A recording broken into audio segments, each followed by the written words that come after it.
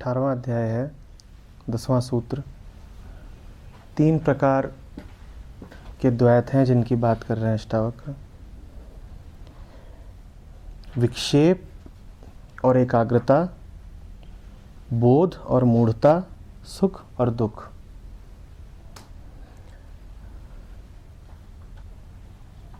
समझने वाले के लिए समस्त द्वैत मिट जाते हैं, इस अर्थ में मिट जाते हैं कि वो समस्त द्वैतों के मूल में स्थापित हो जाता है।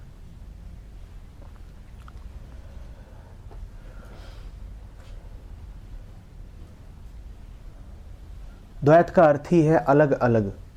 उस समझने वाले को अष्टावक्र योगी कह रहे हैं। उसने द्वैत के दोनों सिरों के संधि स्थल पर, जहां उनका योग होता है, वहां अपना आसन जमा लिया है। वो योगी है। अब उसके लिए विक्षेप और एकाग्रता नहीं है, अलग अलग नहीं है। कंसंट्रेशन एंड डिस्ट्रैक्शन, विक्षेप और एकाग्रता न उसके लिए अब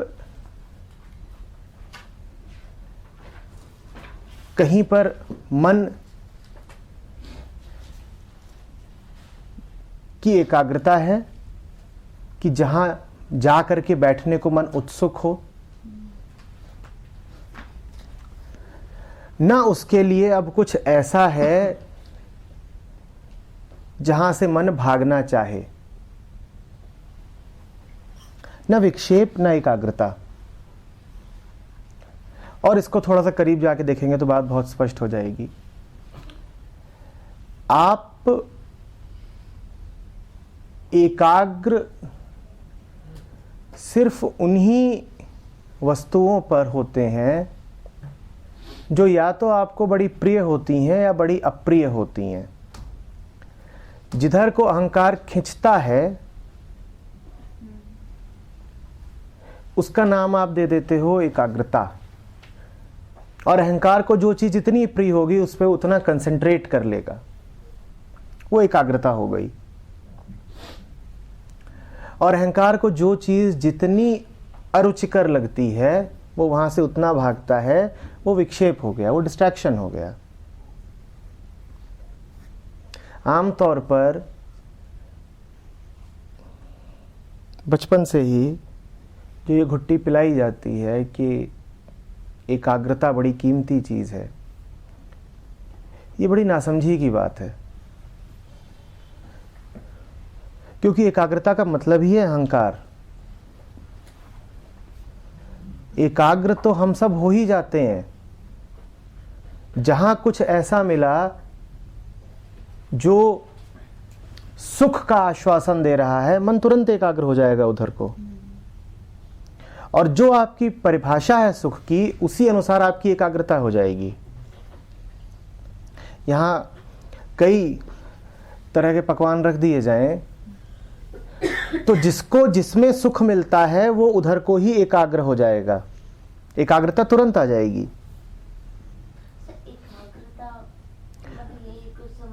एकाग्रता का मतलब है एक डोमिनेंट विचार।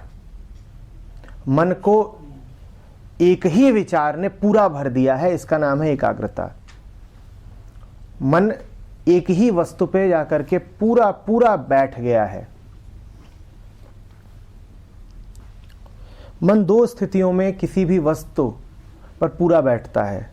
पहली, जब वो उसे बड़ी प्रिय हो, और दूसरी, जब वो उसे बड़ी अप्रिय हो। अभी यहां आपके सामने शेर आ जाए तो बड़ी गहरी एकाग्रता हो जाएगी। मन में कुछ और बचेगा नहीं उस शेर के अलावा, कुछ भी बचेगा नहीं। बाकी सारे विचार पीछे हो जाएंगे, बस वो शेर बचेगा, पूरा कंसंट्रेशन हो जाएगा। ठीक है? तो एकाग्रता तो चित्त की वृत्ति ही है, एक तरफ को भागना, इसी का नाम एकाग्रता है। दिक्कत तब होती है जब चित्त एक तरफ को भाग रहा है और आपको संस्कार दिए गए हैं उधर को न जाने के। विरोधाभासी संस्कार हैं। वृत्ति है कि उधर को जाओ, और दूसरी वृत्ति है या संस्कार है कि उधर को ना जाओ। तो तब समस्या पैदा होती है डिस्ट्रैक्शन की। आप समझ भी नहीं रहे हैं कि ये हो क्या रहा है। वृत्ति है, गहरी वृत्ति है, बैठ गई है कि तुम एक प्रकार के खाने की तरफ आकर्षित होते हो, ठीक है, और बाद में तुम्हें संस्कार दे दिए गए कि ये भोजन तो गलत है।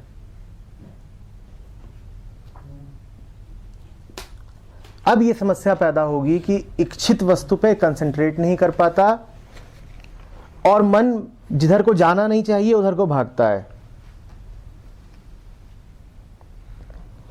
उदाहरण ले लो, काम वृत्ति है, काम वृत्ति है, तो तुम्हारा अगर पुरुष मन है तो वो भाग रहा है औरत की तरफ।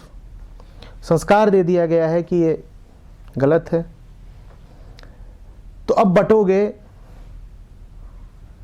दो वृत्तियों में, या वृत्ति और संस्कार के बीच में अब कलह होगी, और इसी को हम कहते हैं द प्रॉब्लम ऑफ कंसंट्रेशन।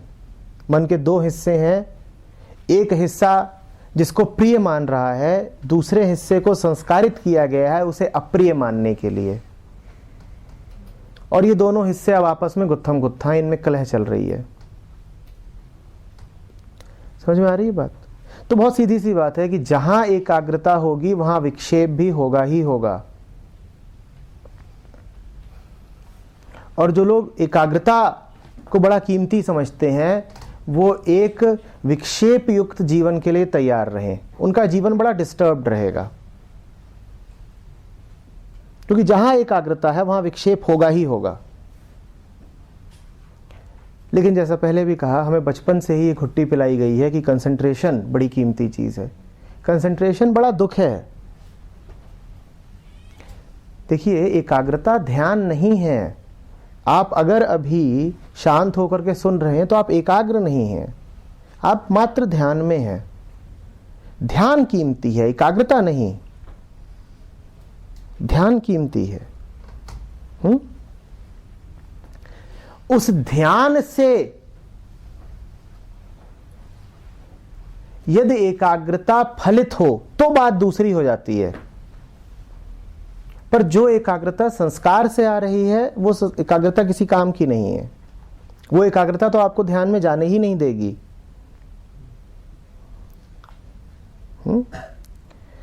तो योगी के विषय में यही कह रहे हैं अष्टावक्र कि ना उसके पास एकाग्रता है ना विक्षेप है, न वो ज्ञान से जुड़ा हुआ है, न ही वो मूढ़ है, न वो सुख से आसक्त है, न उसे दुख से कोई आपत्ति है। वो समस्त द्वैत से परे हो गया है।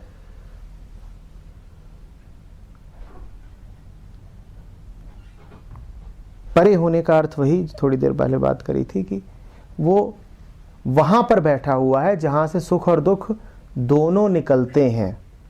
उसने उस जगह को समझ लिया है, उसने अपना आसन वहीं लगा लिया है। ठीक है।